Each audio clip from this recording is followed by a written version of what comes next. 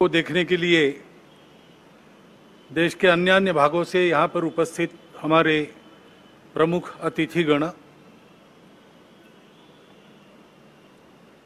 माननीय सर्वाधिकारी जी,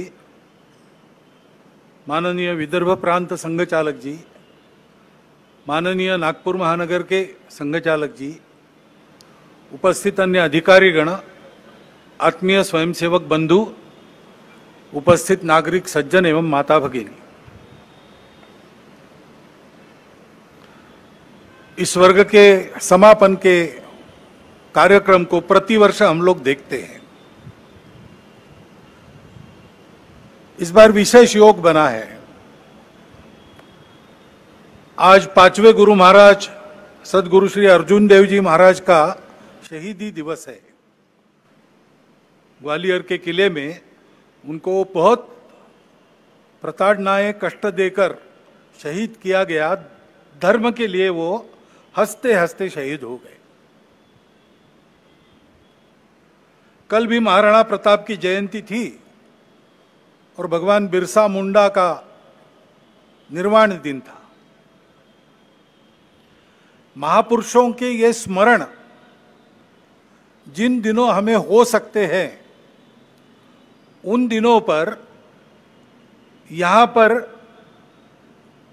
देश हित में अपने आप को योग्य बनाने की साधना करने वालों का उपक्रम देखना और उनके साथ कुछ राष्ट्र के विचार में सहयोगी होना, ये मैं मानता हूं हमारे लिए अत्यंत शुभयोग है। क्योंकि बाहर तो वातावरण दूसरा है। चुनाव संपन्न हुए, उसके परिणाम भी आए, कल सरकार भी बन गई, ये सब हो गया, लेकिन उसकी चर्चा अभी तक चलती है। जो हुआ वो क्यों हुआ, कैसे हुआ, क्या हुआ,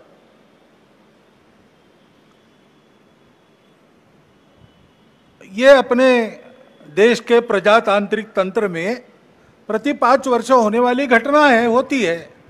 उसके अपने नियम है, डायनेमिक्स है, उसके अनुसार होता है।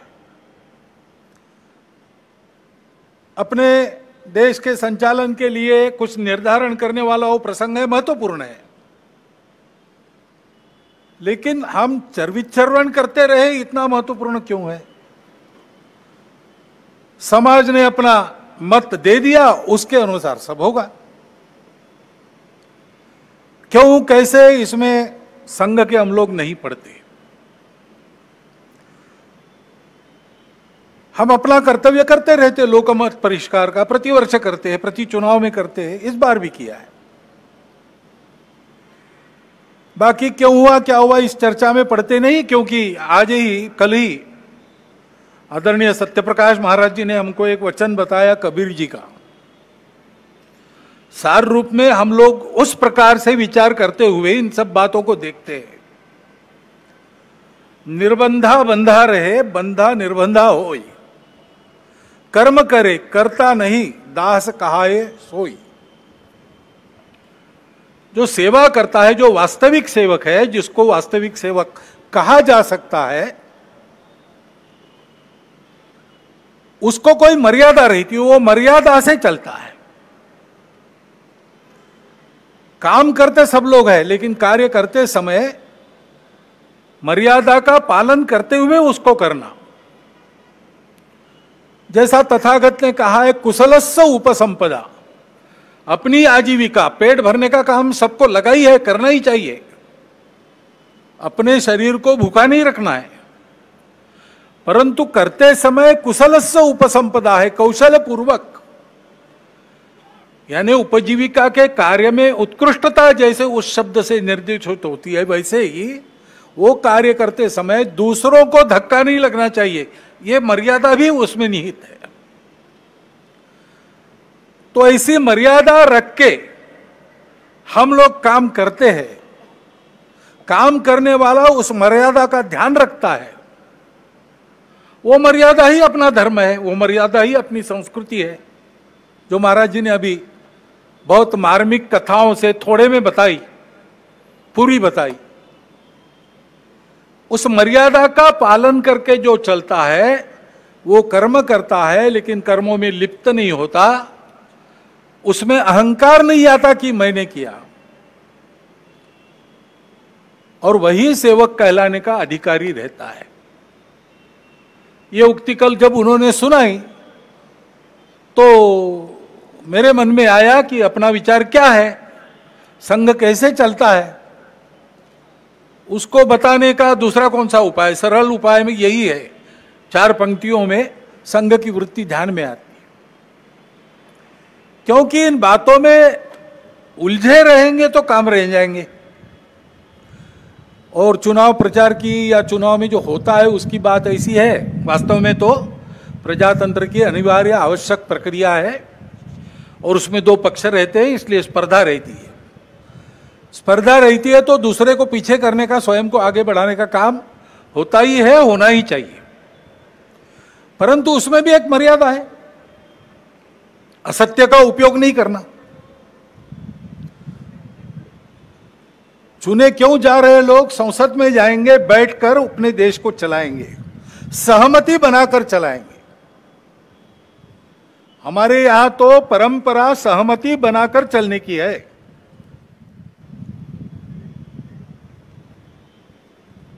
समानो मंत्र समिति समानी समानम मनस सह चित्तमेशाम।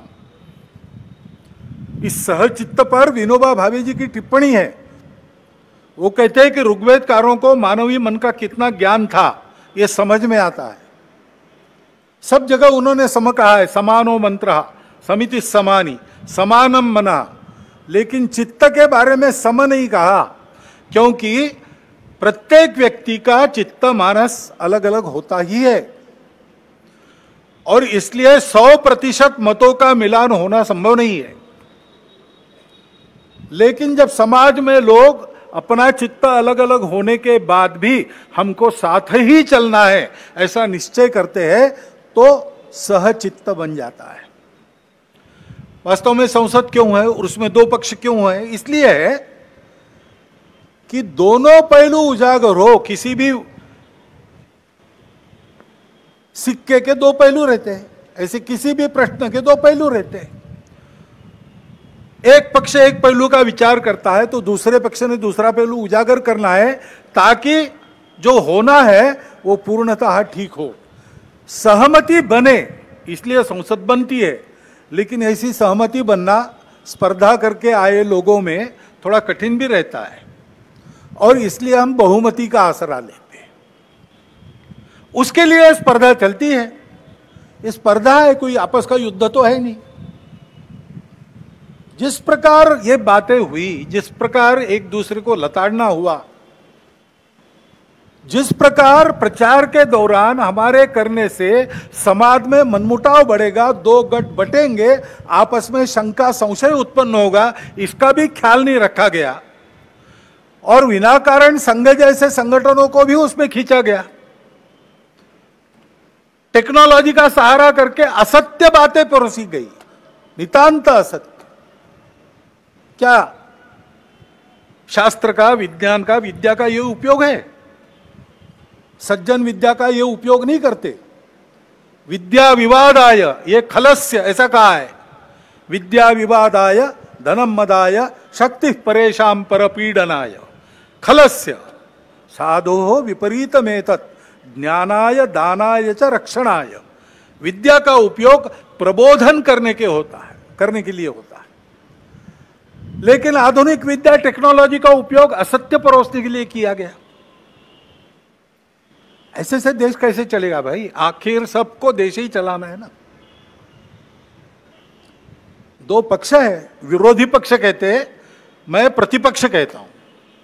वो विरोधी नहीं है, उसको विरोधी मानना भी नहीं चाहिए। वो प्रतिपक्ष है, वो एक पहलू उजागर कर रहा है, उसका भी विचार होना चाहिए। ऐसा जब चलना है तो चुनाव लड़ने में भी एक मर्यादा होती है। उस मर्यादा का पालन नहीं हुआ, क्योंकि उसका पालन होना इसलिए आवश्यक है कि हमारे देश के सामने चुनौतियां समाप्त नहीं हुई। अब सरकार बन गई, वही सरकार फिर से आ गई, एनडीए की। अब ये ठीक है, पिछले 10 वर्षों में बहुत कुछ अच्छा हुआ है। आर्थिक हमारी स्थिति, आधुनिक दुनिया जिन मानकों को मानती है, जिसके आधार पर आर्थिक स्थिति का मापन करती है, उनको लगाए तो हमारी आर्थिक स्थिति बहुत अच्छी हो रही। सामरिक स्थिति हमारी निश्चित रूप से पहले से अधिक अच्छी है। दुनिया भर में हमारे देश की प्रतिष्ठा बढ़ी है।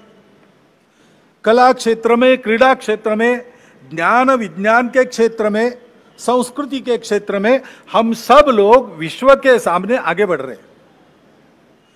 हमको धीरे धीरे मानना विश्व के प्रगत देशों ने भी शुरू किया है। लेकिन इसका मतलब यह नहीं है कि हम चुनौतियों से मुक्त हुए। अभी उन बातों से मुक्त होकर, जो चुनाव के आवेश में अतिरेक हो गया, उससे मुक्त होकर हमको आने वाली बातों का विचार करना है, समस्याओं से राहत लेनी है। अभी हम बैठे हैं, गर्मी लग रही है, अभी तो ठंडा हो गया, लेकिन कुछ दिन पहले कितनी गर्मी थी। इस वर्ष हर वर्ष से बहुत अधिक गर्मी हुई और सर्वत्र हुई, हिल स्टेशंस में भी हुई। बेंगलुरु जैसे महानगर में जल का संकट आ गया। हिमालय के हिमनदियों के पिघलने के बारे में तरह तरह की बातें छप रही है। ये पर्यावरण का सारी दुनिया पर संकट है। भारत जो संस्कारों से ही पर्यावरण का मित्र बनकर चलता है, कृतज्ञता पूर्वक नदियों को, वृक्षों को, पहाड़ों को, पशुओं को, पक्षियों को पूजता है, उनके साथ अपना संबंध मानता है, वहां भी यह संकट खड़ा हुआ है। क्योंकि विकास पथ की दृष्टि अधूरी है। उसको बदलना होगा, सबको बदलना होगा। लेकिन जिसके पास ये दृष्टि पहले से है, वो भारत अपने आप को कैसे बदलता है, ये देखकर दुनिया उसका अनुकरण करने वाली है। तो हमको अपना स्व के आधार पर एक विकास पथ ठीक से बनाना है। अभी उस स्व का विचार करके भी बहुत सी बातें हो रही है, लेकिन हमको मूल से विचार करके दृष्टिगत सारी बातें बदल के करना पड़ेगा। ज्ञान विज्ञान का जो आधुनिक सारा प्रवास और प्रयास है, उसको भी ध्यान में रखकर, हमारे परंपरा का ज्ञान जो काल सुसंगत है, उसको साथ लेकर, दृष्टि वो रखकर कि वसुधैव कुटुंबकम, और सृष्टि अपनी माता है। हम सृष्टि के विजेता नहीं है, हम सृष्टि के अंग है। वो माता है, उसका दोहन करना है, उसका पोषण होना चाहिए, इस पर ध्यान देना है। उस ढंग से विकास की रीति, उस ढंग से अपने विकास के प्रतिमान हमको बनाने पड़ेंगे। उसके लिए देश में शांति चाहिए। जगह जगह और समाज में कलह ये नहीं चलता। अब 1 साल से मणिपुर शांति की राह देख रहा है। उसके पहले 10 साल शांत रहा। पुराना गन कल्चर समाप्त हो गया ऐसा लगा, और अचानक जो कलह वहां पर उपज गया या उपजाया गया, उसकी आग में अभी तक जल रहा है, त्राही त्राही कर रहा है। कौन उस पर ध्यान देगा? प्राथमिकता देके उसका विचार करना ये कर्तव्य है। समाज में कितनी बातें आ रही, भले घर की महिलाएं शराब पीकर कार चलाती है और नीचे लोगों को रौंद देती है।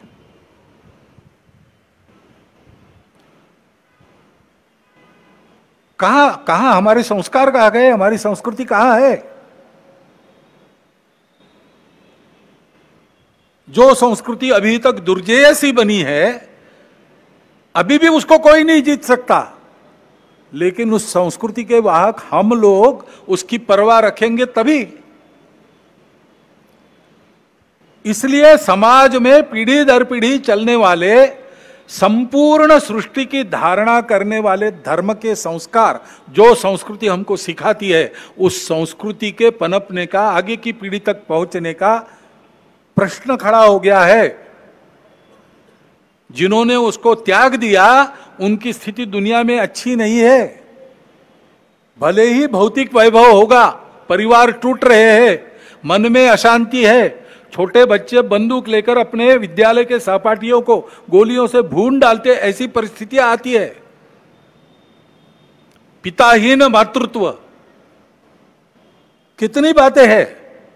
क्या हमको वैसे बनना है? क्या हमको अपना परिवार प्यारा नहीं है? क्या हमारे सगे संबंधी हमारे कुछ नहीं लगते? उस संस्कृति के संरक्षण का प्रश्न है। उसके लिए समाज में बात करने वाले, समाज में विभिन्न कार्यक्रम करने वाले, समाज का प्रबोधन करने वाले माध्यम, सबको अपने ऊपर संयम का बंधन एक लाना पड़ेगा। और वैसा वो बंधन लाए, क्योंकि आज के तंत्र में सरकार बहुत सी बातें देखती है, उसके लिए भी सरकारों को प्रावधान करने पड़ेंगे। बहुत काम करने पड़े हैं, और ये काम केवल सरकारों को नहीं करने, इनकी भी चर्चा हम करते हैं, लेकिन केवल चर्चा करने से नहीं होता। इसके लिए समाज को सिद्ध होना चाहिए। वास्तव में प्रजातंत्र में तो समाज ही राजा को बनाता है और समाज ही अपनी स्थिति को बनाता है। तो समाज ने अपने आप को खड़ा करना, यह पहली बात आवश्यक होती है। समाज परिवर्तन से व्यवस्थाओं का परिवर्तन होता है। दुनिया में सर्वत्र, दुनिया का इतिहास देखिए, यही हुआ है। जब कोई परिवर्तन आया, समाज में आया, उसके कारण व्यवस्था में आया। नेतृत्व खड़ा हुआ, लेकिन नेतृत्व को समाज का प्रतिसाद मिलने के लिए समाज का परिवर्तन हुआ। फ्रांसीसी राज्य क्रांति में फ्रांस के गरीबों का असंतोष शिखर पर पहुंच गया था, इसलिए क्रांति की बात करने वालों के पीछे सारी जनता खड़ी हो गई। यही रशिया में हुआ है। ये खड़ा हो गया समाज में कि इससे छूटना है, इससे बाहर आना है। अब वहां ये संस्कृति नहीं है जिसका वर्णन महात्मा ने किया, हमारे संत जी ने किया। संयम की, सत्य, अहिंसा, अस्तेय, परिग्रह, ब्रह्मचर्य, ये हमारे पास है। और इसलिए हमारे पास यही हुआ, लेकिन उसकी जो अभिव्यक्ति थी वो अलग प्रकार थी, वो भारतीय अभिव्यक्ति थी। डॉक्टर बाबा साहब आम्बेडकर कहते हैं कि कोई बड़ा परिवर्तन होने के पहले समाज का एक बड़ा आध्यात्मिक जागरण होता है, ये नियम है। अपने देश में तो है ही। शिवाजी महाराज के पहले सैकड़ों वर्ष संतों ने आध्यात्मिक जागरण किया, भक्ति की बुनियाद देकर सारे समाज को भेद मिटाकर वर्ण अभिमान विसर जाती, भूल गए वर्ण अभिमान और जाति, ऐसा समाज खड़ा किया।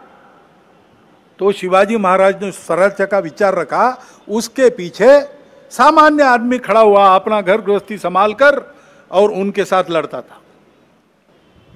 इसलिए दुनिया की बलाढ्य ताकतें भी उसको पराजित नहीं कर सकती। ये समाज के निर्माण का काम करना है। समाज में एकात्मता चाहिए, समाज में संस्कार चाहिए।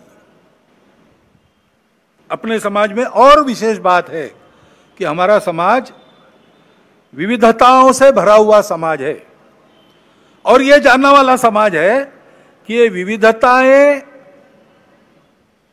मिथ्या है, कुछ दिन चलती है, बाद में विविधता नहीं रहती। मूल में तो हम एक ही है। विविधता भी हमारी एकता का आविष्कार है, अभिव्यक्ति है, और इसलिए उसको स्वीकार करो, मिलजुल कर चलो, सब सही है।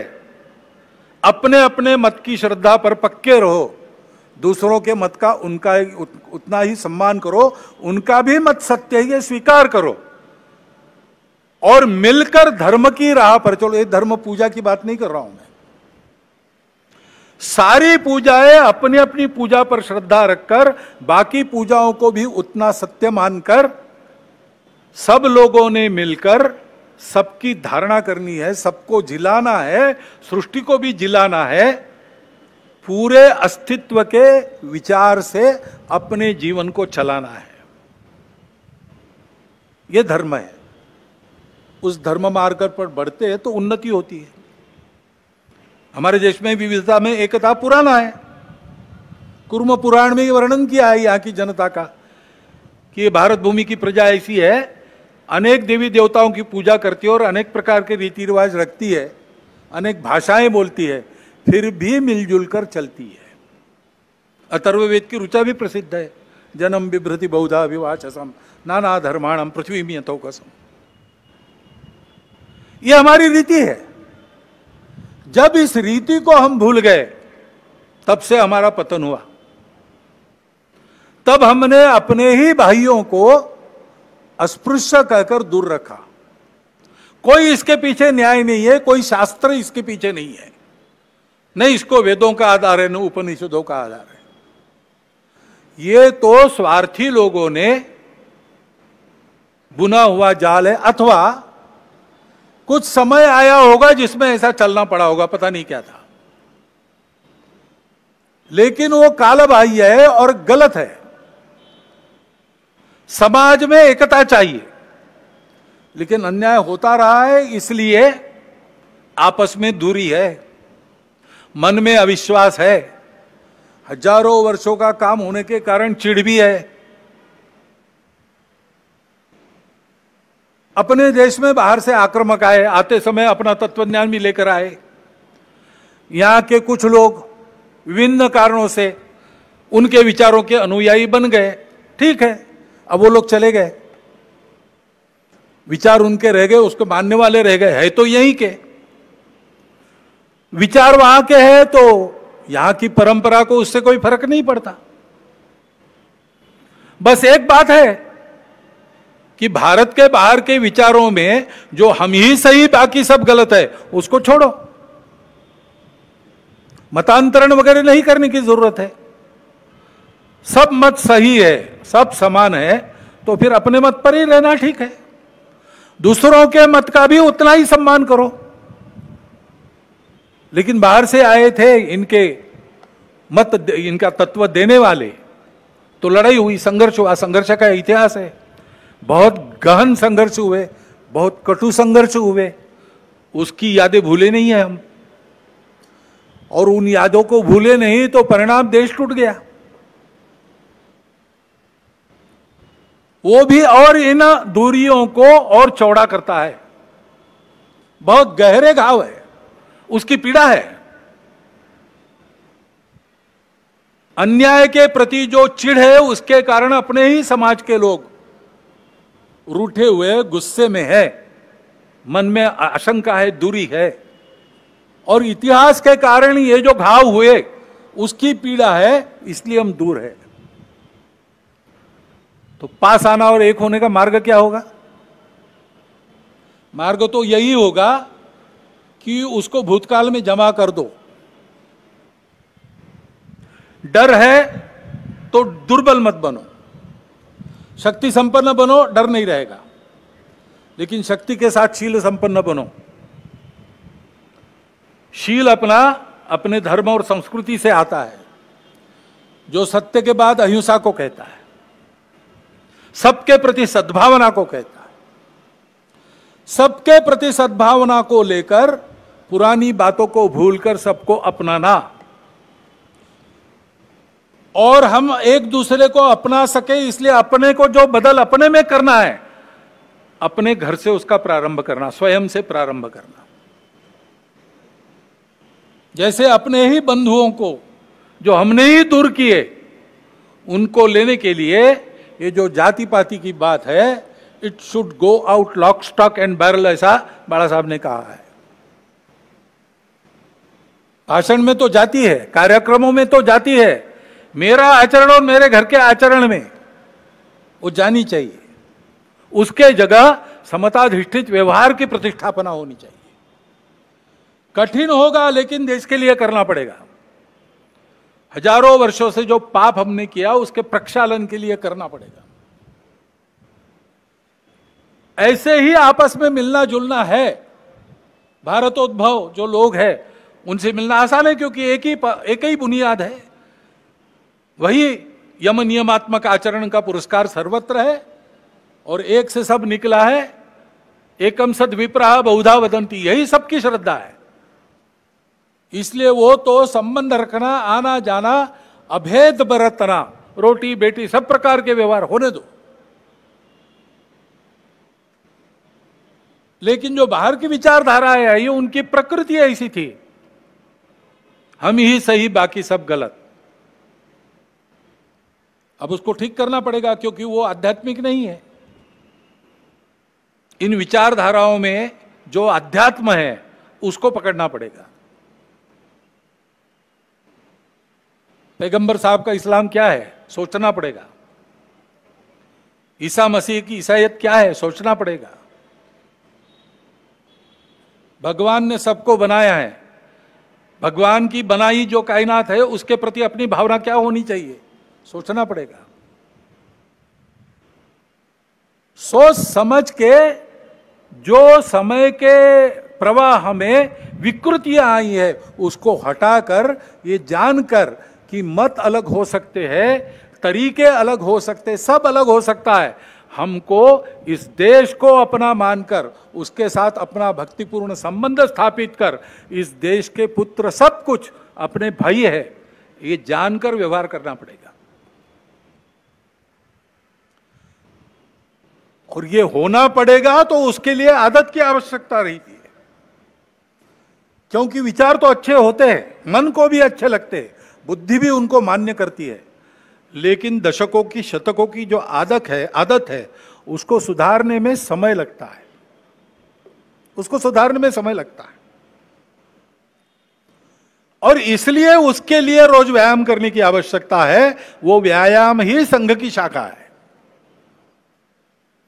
ये सारी बातें संघ की शाखा में होती है, हंसते खेलते होती है, करने वालों को ध्यान में भी नहीं आता कि जो मैं कर रहा हूं उससे ये हो रहा है। 10-12 साल के बाद पीछे मुड़ के उस समय के स्वयं के चित्र को देखता है तो उसको लगता है कि मैं कितना बदल गया। संघ यही काम करता है, संघ इसी के लिए है। ये करते हुए अपने विश्व के सारे जीवन का आधार बनने वाले भारत को फिर से उस रूप में खड़ा करना, यह कर्तव्य है, इसको करना है। इसलिए यह तपस्या है और इसलिए हम इन सारी बातों को करते हैं। अभी 5 बातों का आग्रह हम समाज के सामने रख रहे हैं। स्वयंसेवक अपने से प्रारंभ करेंगे, कर लिया उन्होंने, शुरू होगा, धीरे धीरे बनेंगे। एक तो बात है सामाजिक समरसता का व्यवहार। अपने कार्य क्षेत्र में जितने प्रकार का समाज रहता है उन सब में अपने मित्र और मित्र कुटुंब होने चाहिए, अपने कुटुंब के। और जहां अपनी शक्ति है कि समाज हमारे कहने से मान सकता है, वहां मंदिर, पानी, स्मशान सबका एक होना चाहिए।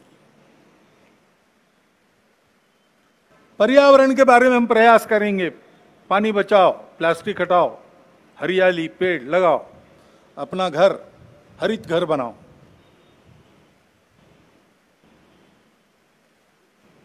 स्व आधारित सारा व्यवहार हो, स्व आधारित जीवन की कल्पना में उपभोग के लिए जीवन नहीं है, समृद्धि चाहिए, अय्याशी नहीं चाहिए। इसलिए लक्ष्मी जी की स्तुति हम करते श्री सूक्त में, तो उसमें जैसे धान्यम धनम बहुपुत्र लाभम वगैरह कहा है, वैसे न क्रोधो न लोभो न च मात्सर्यो न अशुभा मति, ये भी कहा है। नीति युक्त लक्ष्मी, उसकी हम पूजा करते, उपभोग में नहीं उसको दौड़ते, उपभोग की रेस में हम नहीं दौड़ते, हम संयम रखते, संयमित उपभोग, इस पर हमारा विश्वास है। इसलिए फिजूल खर्ची नहीं करना, बहुत ज्यादा तामझाम की आवश्यकता नहीं, सादगी से रहना, मितव्ययिता से रहना। आवश्यकताएं सारी पूरी हो, समाज है तो उसमें थोड़ा बहुत स्थान मान सबका रहता है, उसके अनुसार अपना रहना सहना हो, परंतु अनावश्यक खर्चा नहीं करेंगे, सादगी से रह सकते रहेंगे। स्व आधारित स्वदेशी का व्यवहार यही है जो अपने घर में बन सकता है, बाहर से नहीं लाना। एक आध बार इतवार को चले गए पिज्जा विज्जा खाने, ठीक है, लेकिन वो नियम नहीं बनना चाहिए। और जो अपने देश में बनता है वो बाहर से नहीं लाना। और देश की नीति ऐसी बने कि बाहर से लेना तो पता है अंतर्राष्ट्रीय व्यापार है, तो हम अपने शर्तों पर ले, कोई हमको दबाए और उसके चलते हम ले, ऐसा ना हो। और अपने देश की व्यवस्था, कानून, संविधान, अनुशासन, सारी बातों का पालन करना, लाल बत्ती पर रुक जाना, जहां कतार में खड़ा रहना वहां कतार में ही खड़ा रहना। म्युनिसिपैलिटी से लेकर तो राज्य सरकार तक, केंद्र सरकार तक कर भरण होता है, समय पर करना, कोई नियम तोड़ना नहीं, कोई व्यवस्था तोड़नी नहीं, अनुशासन में रहना।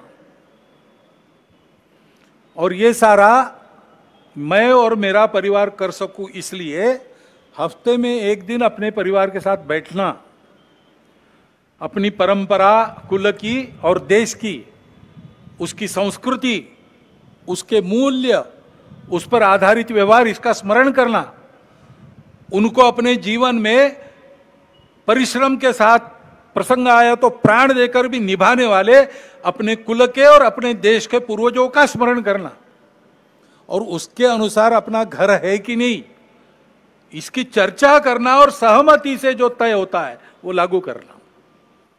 घर के सब लोग एक बार बैठे, श्रद्धानुसार सप्ताह में एक बार भजन करे, श्रद्धानुसार करे, घर में बनाया हुआ भोजन आनंद से करे, और 3-4 घट्टा गपशप करके इन सारी बातों की चर्चा करके धीरे धीरे अपने घर का वातावरण सांस्कृतिक बनाए।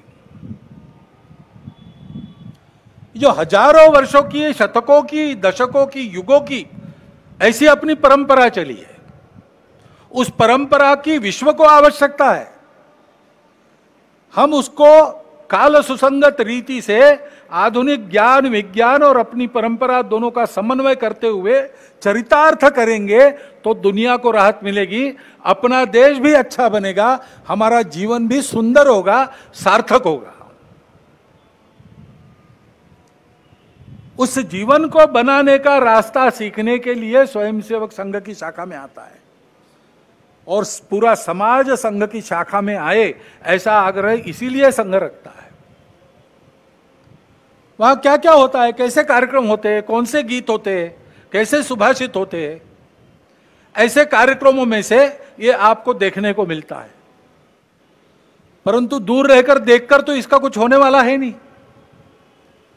इसमें सहयोगी बने, सहभागी बने, इसकी आवश्यकता है। यह संघ की शाखा का कार्यक्रम आपने देखा है, लेकिन संघ के स्वयंसेवक अनेक काम करते हैं। नित्य चलने वाले छोटे बड़े सेवा कार्य और सेवा की गतिविधियां मिलाकर 1,22,000 से ऊपर काम चल रहे हैं। भीड़ होती तो कैटेगरी अलग बनाकर हमको कुछ बातें छोड़नी पड़ती है गिनने की, इतना वो कार्य बड़ा है। जीवन का कोई क्षेत्र ऐसा नहीं जिसमें संघ के स्वयंसेवक कोई मंच या कोई संगठन बनाकर सक्रिय नहीं, उन सब में आप आ सकते हैं। परंतु ये जो रोज का व्यायाम है शरीर मन बुद्धि का, ऐसे काम में हम रहे, उन कामों से अपने आप को बांध ले, कर्तव्य समझकर करे, लेकिन बांधकर भी निर्बंधा रहे, काम करे, लेकिन मैंने किया ये अहंकार न पाले, तो हम इस देश की सच्ची सेवा कर रहे ऐसा होगा। और अपने देश को, हम सब लोगों के सच्चे सेवा की आज आवश्यकता है, और विश्व को भी आवश्यकता है। भारत का वो जीवन ध्येय है, पूरे विश्व की सेवा। वो करने लायक भारत को खड़ा करना है तो समाज को इस प्रकार बनना पड़ेगा। समाज ऐसे बनेगा तो व्यवस्थाएं और व्यवस्था चलाने वाले लोग अपने आप उसके पीछे पीछे चलकर ऐसा बनेंगे। हमेशा बुनियाद से शुरू होता है बनाना। केवल भगवान आदि कलश मग पाया रे, पहले शिखर बाद में बुनियाद, यह चमत्कार केवल भगवान कर सकते हैं। और भगवान दुनिया में कोई काम करते नहीं, करवाते हैं। बैठे बैठे सुदर्शन चक्र चला देते, रावण मर जाता, लेकिन मनुष्य रूप लिया, इतने कष्ट सहन किए, सुदूर जंगलों में जाकर, ग्रामों में जाकर जागृति की, वो लोग साथ आए, सामने रहकर लड़े, तब रावण का वध हुआ। शमी पर रखे अपने शस्त्र उतारकर पांडव धर्म युद्ध के लिए सिद्ध हो गए, तब भगवान कृष्ण ने केवल सारथ्य किया। चाहते तो द्रौपदी के वस्त्रहरण प्रसंग में ही कौरवों को भस्म कर देते, लेकिन भगवान पहले शिखर बाद में बुनियाद, ये चमत्कार बहुत कम करते हैं। भगवान की रीति यह है, वो हमको बुद्धि देता है, हमको स्वतंत्रता देता है, संस्कारों के द्वारा शुद्ध बुद्धि के प्रकाश में काम करने का अवसर देता है। हमारे काम करने पर भगवान की लकड़ी लगती है, भगवान की उंगली लगती है। हमारी लकड़ी पर गोवर्धन उठ रहा है, हमको लगता है उंगली भगवान की लगती, परंतु उंगली तभी लगती जब हमारी लकड़ी लगेगी। यही सर्वत्र दुनिया के इतिहास में हुआ है, यही अपने वहां होना चाहिए, होने जा रहा है। हमको उसका निमित्त बन के काम करना है। और इसलिए संघ के इस महाअभियान में आप सबको आमंत्रित करता हुआ, मैं ये थोड़ा लंबा हुआ भाषण आपने सुन लिया, इसलिए आपका धन्यवाद करता हुआ मेरे 4 शब्द समाप्त करता हूं।